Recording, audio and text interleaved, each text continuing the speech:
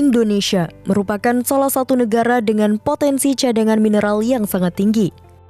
Namun, pemanfaatan kekayaan alam tersebut masih belum terekspor secara maksimal.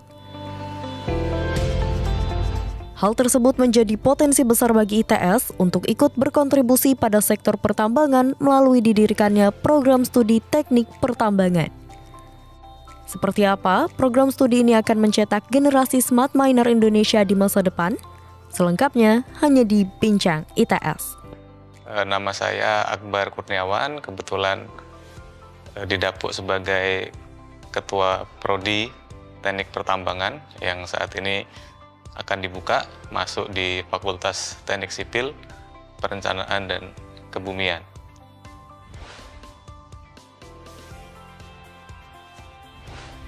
Jadi kalau kita lihat sebenarnya alur permintaan untuk pembukaan prodi teknik pertambangan itu dari alumni kita sendiri.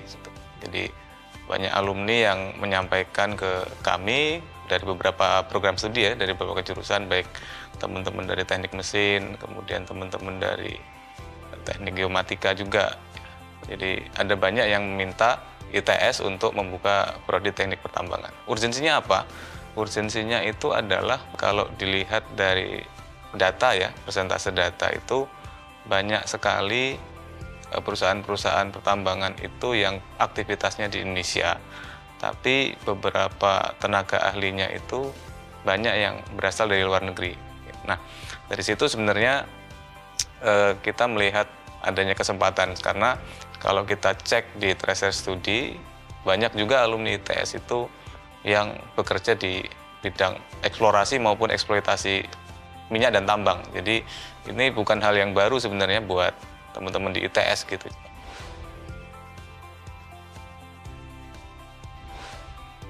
Kita harus melihat perkembangan ya, perkembangan saat ini itu kita lihat perkembangan teknologi luar biasa cepat.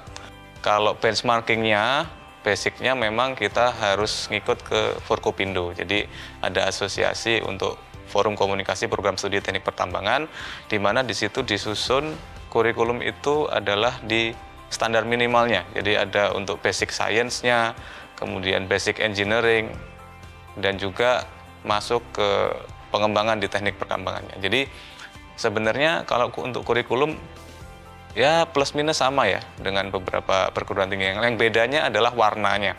Kalau saya melihat warna di ITS ini mungkin akan memberikan warna yang agak menarik, karena kami dalam pengembangan kurikulum itu fokus di 4 hal. Yang pertama adalah artificial intelligence, kemudian yang kedua ada autonomous systems, kemudian green mining, dan juga yang terakhir mungkin semua prodi dapat itu adalah technopreneur di kewirausahaan. Jadi kita fokus di 4 itu.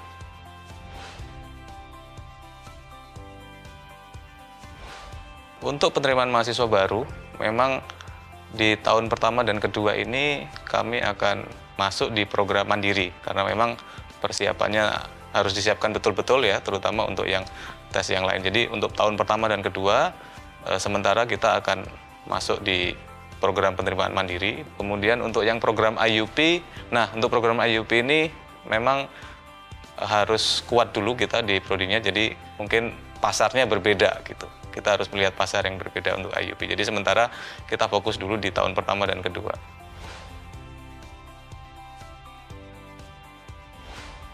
Baik, jadi program studi teknik pertambangan itu kalau kita melihat ya, itu ekosistemnya tidak hanya Indonesia gitu. Jadi ini adalah iklim global di mana dipengaruhi oleh perkembangan industri dan juga manufaktur di negara-negara di benua lain. Nah, kita Indonesia itu kan di 10 tahun terakhir ini fokus gencar di program hilirisasi, ya, sehingga yang diinginkan dari program hilirisasi adalah kita itu tidak hanya mengirimkan biji, ya biji bahan tambang aja, tapi kita ubah bahan jadi, kalau bisa bahan jadi. Jadi saya pikir kalau untuk serapan tenaga kerja, kembali lagi ke faktor geopolitik gitu. Jadi kalau faktor geopolitik Indonesia selama ini kan kita mengenal istilah bebas aktif. Jadi selama industri di negara lain maju, industri di negara kita juga maju, maka otomatis bidang pertambangan Indonesia juga akan maju.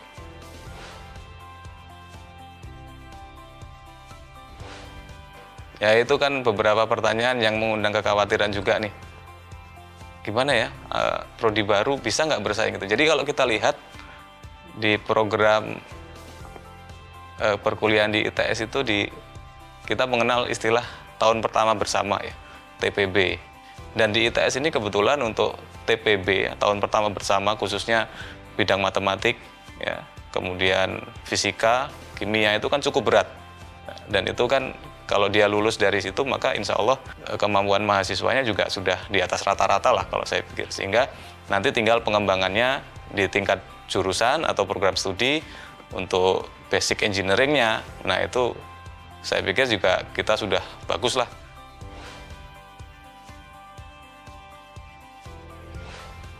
Untuk perkuliahan tentunya di tahun pertama bersama itu akan dikumpulkan dari berbagai departemen ya. Kemudian nanti untuk yang di departemen ya udah siap lah kayak seperti laboratorium komputer, kemudian laboratorium yang lain juga ada. Selain fasilitas akademik, kita juga punya fasilitas non-akademik gitu. Misal untuk pengembangan soft skill, kita punya organisasi mahasiswa yang cukup baik. Ya. Kemudian untuk aktivitas yang lain ada unit kegiatan mahasiswa yang sangat beragam macamnya sehingga minat dan bakat mahasiswa ini bisa tersalurkan gitu. Saya pikir.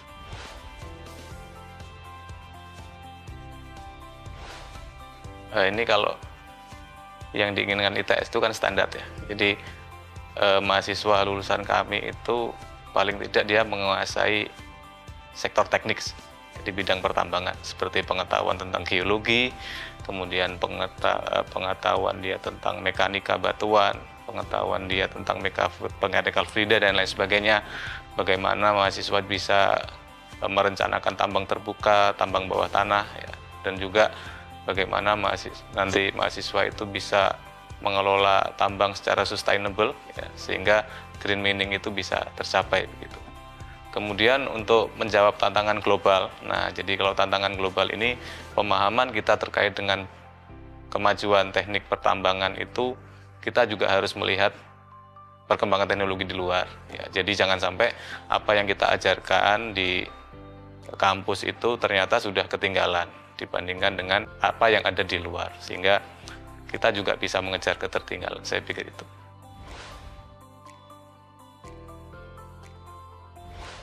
Sebagai insan yang bekerja di bidang pendidikan, terutama di ITS, jadi kita fokus di mencerdaskan kehidupan bangsa. Kenapa? Karena hal itu ada di Undang-Undang Dasar kita, pasal 31, ya. Kemudian terkait dengan pertambangan, itu ada di pasal 33 juga. Jadi kita harus kembali melihat ke Undang-Undang Dasar 1945 ya, untuk pendidikan di pasal 31, bagaimana negara itu harus menjamin terlaksananya pendidikan bagi seluruh masyarakat Indonesia, dan juga di pasal 33 di mana sumber daya alam itu harus digunakan sebaik-baik ya, untuk kemakmuran rakyat. Sehingga pada akhirnya nih ya, teknik pertambangan ya, ITS dan teknik pertambangan bersama pemerintah siap untuk melaksanakan pendidikan di bidang teknik pertambangan. Udah nih.